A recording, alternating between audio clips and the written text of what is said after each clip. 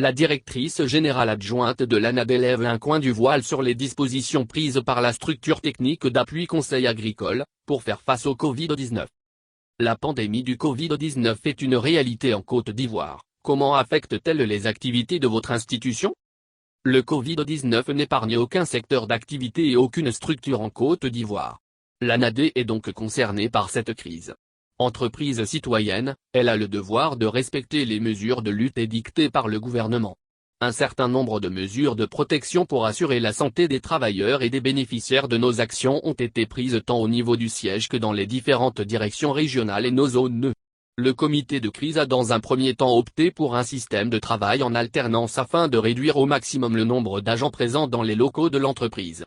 Certains bureaux ont même été réaménagés afin de respecter la distanciation sociale. Actuellement, nos équipes sont à pied d'œuvre pour permettre aux travailleurs de s'approprier le télétravail conformément à la décision du gouvernement ivoirien. Au niveau de nos activités d'appui conseil agricole envers les producteurs et leurs organisations, des dispositions ont été prises en termes de nombre de participants aux sessions de formation, aux outils de vulgarisation, du respect de la distanciation sociale, du lavage des mains. Au niveau de la collaboration avec nos partenaires, les occasions de rencontres se sont raréfiées. Les échanges virtuels sont privilégiés quand cela est possible. Certains de nos partenaires ont décidé la suspension des activités dans le contexte sanitaire actuel. Ce que nous respectons. Quelles sont les menaces réelles qui planent sur le monde agricole qui constituent votre champ d'intervention?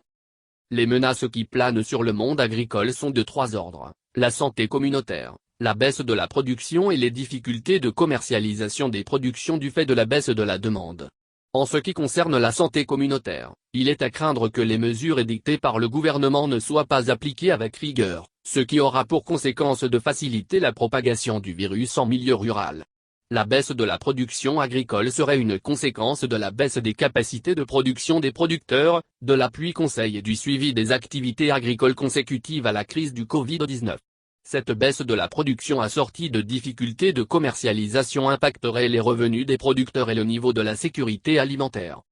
Y a-t-il, selon vous, des dangers sur les prévisions de récolte sur les grandes spéculations agricoles du pays, notamment le café, le cacao, le coton, l'anacarde, etc.?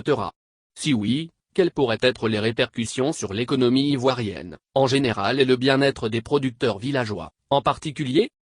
L'évaluation des prévisions de récolte des grandes spéculations que sont le café, le cacao, l'anacarde et le coton relève du Conseil café-cacao et du Conseil du coton et de l'anacarde. Toutefois, en tant que structure technique d'appui conseil agricole, l'ANADE estime que si des actions vigoureuses d'information et de sensibilisation ne sont pas prises et que le virus se propage en milieu rural, ce serait néfaste pour le pays en termes de baisse de recettes d'exportation, de baisse de production vivrière avec pour conséquence une menace sur la sécurité alimentaire et nutritionnelle. Comment l'ANADE s'organise-t-elle pour faire face à la pandémie du Covid-19? Afin de lutter efficacement contre la maladie à coronavirus, l'ANADE a mis en place dès le début de cette épidémie, un comité de crise qui se réunit une fois par semaine pour faire le point sur la situation au siège et dans les régions. Ce comité a édicté un certain nombre de mesures de protection pour assurer la santé des travailleurs tant au niveau du siège que dans les différentes directions régionales. Parmi ces mesures, nous pouvons citer, entre autres, la formation et l'information du personnel sur la maladie par le médecin d'entreprise au siège et dans les autres directions régionales par les médecins partenaires, la mise en place des points de lavage de mains sur nos sites, la mise à disposition de masques et de gel aux agents, la réglementation des ateliers et outils de vulgarisation sur le terrain, la diffusion des mesures barrières au travers des affiches. L'utilisation des visioconférences est privilégiée au détriment des contacts directs. Vous avez mis en place un dispositif de plus de 1100 agents de terrain repartis dans les hameaux et villages, dans le cadre de la lutte contre le Covid-19. Qu'est-ce qu'ils y font exactement? N'oubliez pas que l'ANADE est, en milieu rural, le bras séculier du ministère de l'Agriculture et du Développement rural et celui des ressources animales et halieutiques, et donc de l'État de Côte d'Ivoire. À ce titre, et dans le cadre de la lutte contre le Covid-19, nous diffusons et amplifions les mesures barrières édictées par l'État en milieu rural en vue d'empêcher la propagation de la maladie. L'ANADE a conduit plusieurs campagnes de sensibilisation et d'information dans plusieurs localités du pays. Par ailleurs, l'agence a fait du Covid-19 et des mesures barrières, une thématique qu'elle a intégrée au profit des exploitants agricoles et leurs familles. La structure a aussi soumis aux autorités un vaste plan de sensibilisation par la mise à disposition de son dispositif terrain composé de 1100 agents repartis sur l'étendue du territoire. Nous estimons que par ce dispositif, l'information et la sensibilisation pourront intégrer les foyers des régions les plus reculées. Dans le cadre de notre mission de conseil agricole, nous poursuivons nos actions d'appui conseil dans le respect des mesures édictées par l'État et assurons aussi la facilitation pour l'approvisionnement régulier des marchés ruraux et urbains en produits vivriers. Et comment évolue cette campagne de sensibilisation sur le terrain? Cette campagne se déroule bien. Nous organisons régulièrement des visioconférences avec nos directeurs régionaux pour nous enquérir de la situation. Les échos qui nous parviennent nous rassurent. Le lavage des mains tend à devenir une habitude même en milieu rural. Les activités agricoles sont suivies avec l'appui de l'ANADE. Le gouvernement ivoirien prévoit un soutien aux principales filières agricoles du pays, notamment le café, le cacao, le coton, l'anacarde, etc. Pour un montant de 250 milliards de FECFA. Comment aviez-vous accueilli cette nouvelle?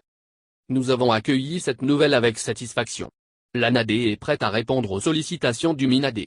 Déjà, à la demande de la tutelle, nous avons élaboré des projets d'urgence dans les filières maraîchères, manioc, igname, maïs, production animale, etc. qui pourraient bénéficier de ce financement. Comment cette manne financière va-t-elle être allouée aux producteurs? La réponse à cette question relève du domaine du gouvernement et des ministères techniques, notamment des ministères de l'Agriculture et du Développement rural, des Ressources animales et halieutiques. Quels critères objectifs seront pris en compte pour indemniser et satisfaire tous les acteurs du monde agricole sur l'étendue du territoire ivoirien? Le gouvernement et les ministères techniques en charge de l'agriculture et des productions animales pourraient répondre à cette question. Dernière question, comment l'ANADE prépare-t-elle la reprise de ses activités post-Covid-19? En vérité, l'ANADE n'a jamais cessé de travailler. Les activités ont certes ralenti, mais nos agents sur le terrain ont continué à travailler sur le terrain où ils apportent leur appui aux producteurs. Si demain, la menace de propagation du Covid-19 s'éloigne, nous allons reprendre avec toute la plénitude nos activités.